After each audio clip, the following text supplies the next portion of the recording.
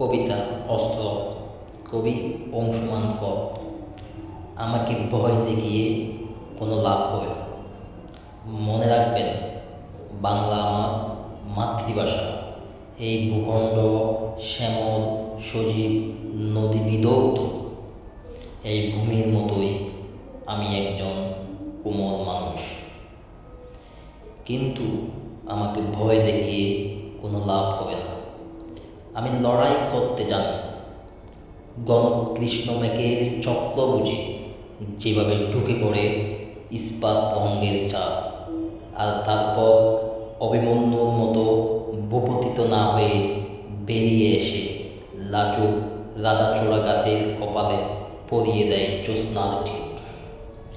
আমিও সেভাবেই সভ্যতার সংকটের উন্ননাপ জল ছিন্ন করে কিশোরী পৃথিবীর কপালে পরিয়ে দেব ছোট্ট শিউলি ফুলের মতো একখানা টিপ।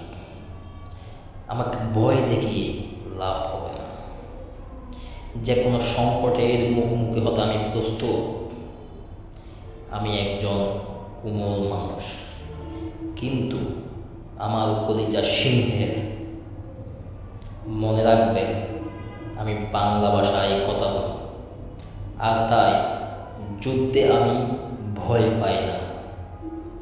আমার শিরস্থানের নাম গীতবিতান, আমার লৌহকর্মের নাম গীতবিতান।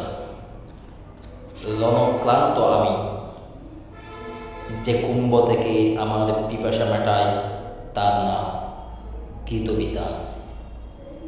হ্যাঁ, আমার অস্ত্রের নাম গীতবিতান। আগামী 1000 বছরেও যা ভোতা হবে না।